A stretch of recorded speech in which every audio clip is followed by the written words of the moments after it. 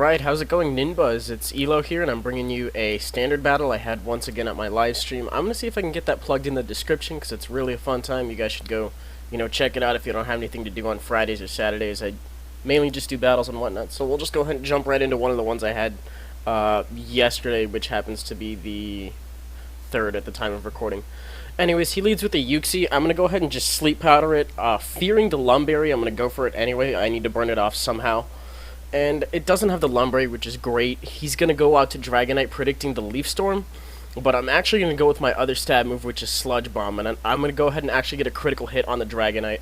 I think that might have been a 2-hit KO anyway, so it's not really too important. And his Extreme Speed actually does bring me down to 1 health. I think he told me this was a Choice Banded Dragonite, which boosts his attack by 50%. I'm going to go ahead and get a second crit on the Sludge Bomb, which once again really does not matter because it was going to be a 2-hit KO anyway. In comes Machamp. I know it's going to Bullet Punch, and I don't really want anything to take the Bullet Punch. I'd rather just come in with the Staraptor on the safe switch, and hopefully it'll scare him off. So I'm going to go ahead and get my substitute set up, thinking that he might want to switch out. But he sees right through that prediction, and he just goes ahead and breaks my substitute the instant I set it up. Now, I've never actually used Brave Bird on a Machamp before. It's been a situation I've written down on paper, and I'm like, oh, it could work out really well. But we'll go ahead and see if it's a 1-hit KO. I would think it is. It seems very over the top with its 120 base power, boosted to 180 because it's my same type, and doubled to 360 because he's weak to it. And it actually does work out pretty well, so not really too concerned at all. And we're sitting good with Staraptor, just going to get some lefties recoveries, and in comes in a Vaporeon. Oh my god, that even fooled me on the narration, come on. It's a Jolteon named Vaporeon. And he's going to go for the HP Ice, predicting the switch to the ground type. But I'm part Ice, so it's actually going to be neutral. Had I stayed in with Staraptor, Ice would have still hit as hard as... well, not necessarily as hard as Electric would have, it still would have hit hard. So it was a good play on his part. He's going to go for the Shadow Ball next, knowing that I don't really have a good Spec D, and he's actually going to stay in. And Adamant Choice Scarf Mamoswine does not outspeed Jolteon, which is something I really should work on. I'm thinking about changing it to Jolly, but then I don't really get necessary KOs as a revenge killer. I fortunately am able to take out his Vaporeon, though, and he's going to bring in a Gyarados, and since I'm locked in an Earthquake because of my Choice Scarf, I'm going to have to go ahead and switch out to my Porygon Z, and he's just going to go ahead and get a free Dragon Dance up.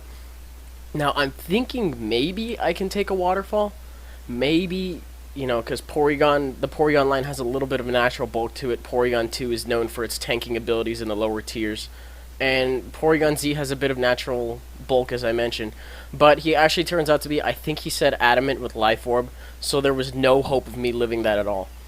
And what I should have done is I should have gone to Kingdra first. I have 3 Kingdras named Mystery, and they all do different things. And this is the second most used one that I brought. It's my just my Dragon Dancer, and it's got Substitute.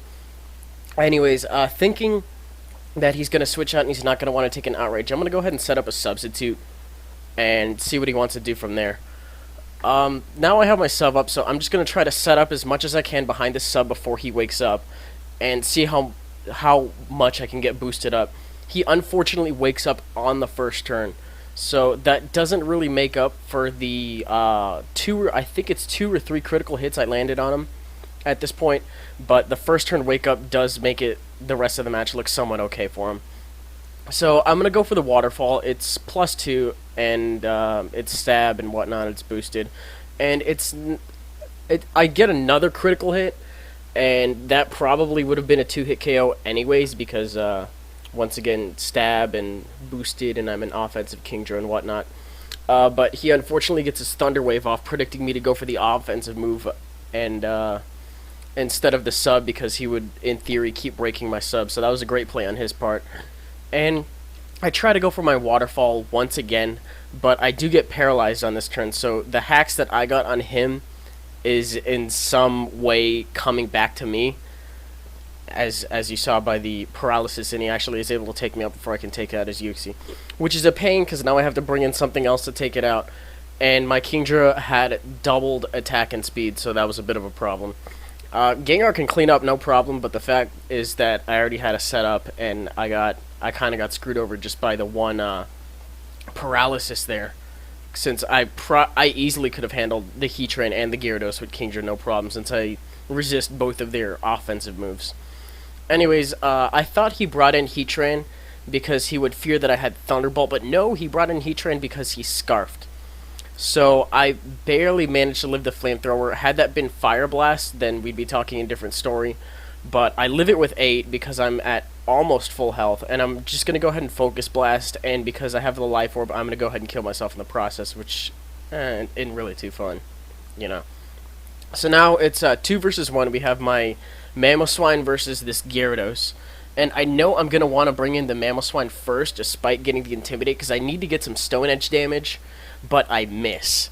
Now the plan is that I was going to go ahead and go for the Stone Edge, get some damage, and he would try to attack me, and he would get some Life Orb recoil, and Staraptor would be able to pick him off. But that Stone Edge miss was big, because now Staraptor has to pick up the rest of the slack here. Fortunately, I've intimidated him, and now he's at -1 attack, and I'm at regular attack. And I'm just going to go for the Brave Bird and hope that does enough. Maybe he'll kill himself with Life Orb recoil. But no, it's not... Excuse me, it's not adequate, and he goes for the Ice Fang, which I did not know he had. And he's just going to go ahead and kill me for the narrow 1-0 win there. I was really contemplating roosting, since I probably could have taken it because of the Intimidate. But, you know, it's little things like that that will really just add up. Plus the hacks in either direction. This was a very hacksy game in my opinion.